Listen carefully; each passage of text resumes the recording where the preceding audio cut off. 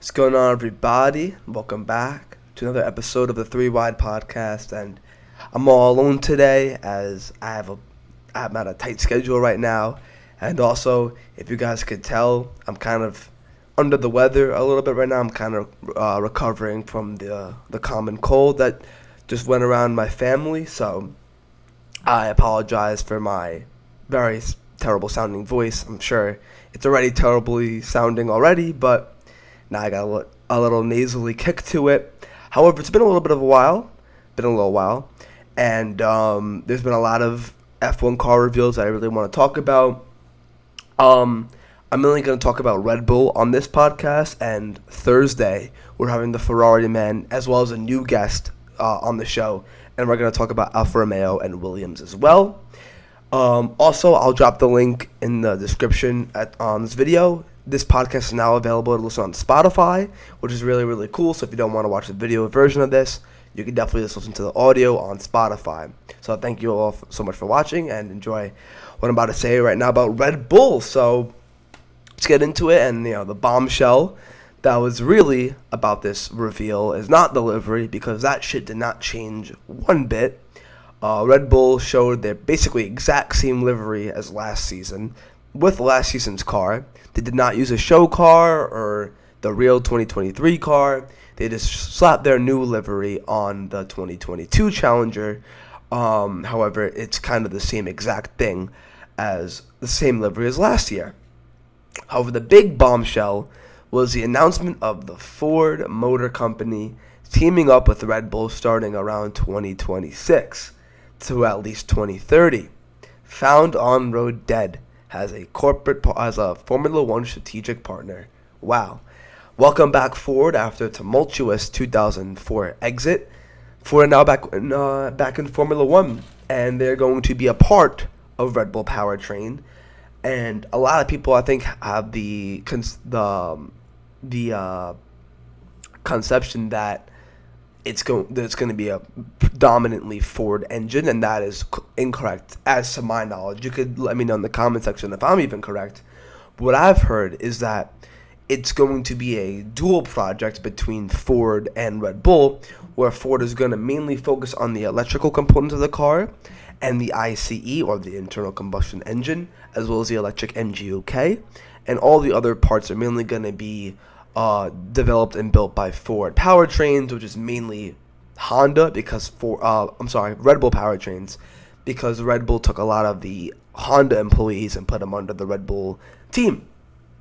This is really big news because obviously we had the breaking up of Porsche and Red Bull's talks early in the season, and we kind of found out why, and that's because Porsche really wants to take over this Red Bull Formula One team.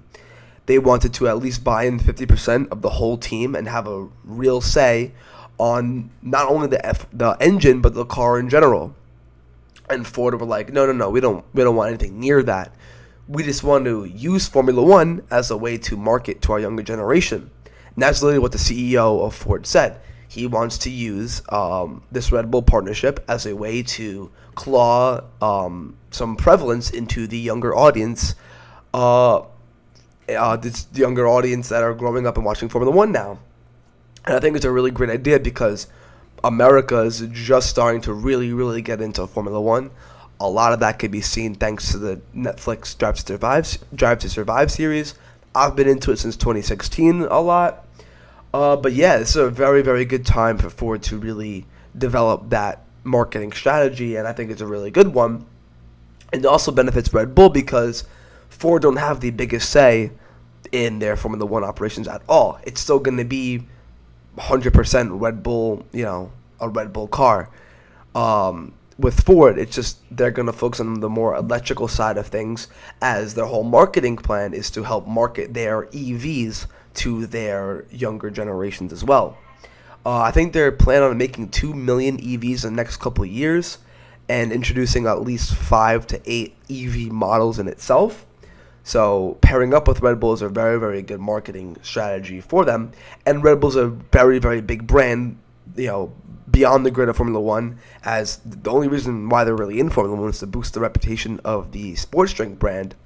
But yeah, they're also a big football team in New York, Austria, and Germany. Obviously, they're known for like the X Games series. They talked a lot about skiing and snowboarding and skateboarding in the build up, and I thought that was pretty useless for the avid Formula One fan like myself. But it's all to build hype around Red Bull and Ford, and I think they did a pretty good job about it. Let's talk more about the F1 side of things. Again, there's absolutely no change within the livery or the livery, however you want to pronounce it. Daniel Ricciardo it was nice seeing him there in New York. I wish I was there, but I couldn't be because I had school, and I was pretty sick, to be honest. I didn't want to. I mean, maybe I did want to ruin Max's first opening weekend. I'm only playing, but yeah, it's a nice livery from Red Bull. I mean, you kind of just expect the box standard Red Bull logo at the top of the car, and followed by predominantly red and blue, mainly blue, and yeah. Where do you guys see Red Bull's chances next season? Because obviously, with the cost cap penalty given to them and the less aero time, the less wind tunnel time and the less development time in the aero sector, how are Ford going to? How are Red Bull going to adapt to these penalties and disadvantages in the upcoming season? With cars like Alfa Romeo that came out today, which again I'll discuss on Thursday, looking really good. Haas operating near its cost cap for the first time since maybe even 2018, if not ever. With Mercedes definitely going to make a valid charge back up the grid. With Ferrari destined to become great again. McLaren destined to become great again and give a really competitive car to their star-studded lineup in Piastri and Norris.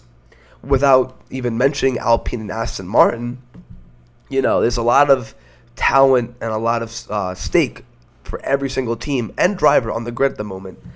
And Red Bull this penalty couldn't have come at a worse time because they were seen as the complete top dog last year. However, now this season, every team has, I believe, a fair chance, at least without seeing the cars run yet. A lot of teams are given a fair chance of, competing for race wins here and there. There's a lot at stake for a lot of different teams, with a lot of development seemingly made to a lot of different teams due to the regulation changes and just the increased funding teams have gotten. Like, for example, Haas have that new MoneyGram main sponsor and so on and so forth. It's going to be really, really interesting. Ford is basically going to look over the electrical parts. And this is the main, the real reason why they went with Ford is money. Ford offered the best price for what Red Bull wanted, and that's to give up as little as possible in terms of the F1 operations. And they're in turn giving up basically nothing. They're just having Ford help them with the electrical parts of their engine, which Ford will probably be pretty good at because they're focusing a lot on their EV side of things, and they've been developing like the Ford Mach-E for a while now and been involved in many racing series that revolve a hybrid engine. So I'm sure they know a thing or two about making a very, very effective electric components in the engine. So that's basically all I wanted to talk about in terms of Red Bull. I think that's really all there is to talk about without being so repetitive. Let me know what you guys think Red Bull's expectations are for next year. Do you think they're going to stay as the dominant top dog and have relatively no competition next year or this upcoming year? Or do you think that the likes of McLaren, Alpine, Mercedes, and Ferrari, and even Haas, are coming up the grid to contend with them, especially with this cost cap penalty and the deduction in aero and wind tunnel time development? So thank you guys for watching. Take care and peace, everybody.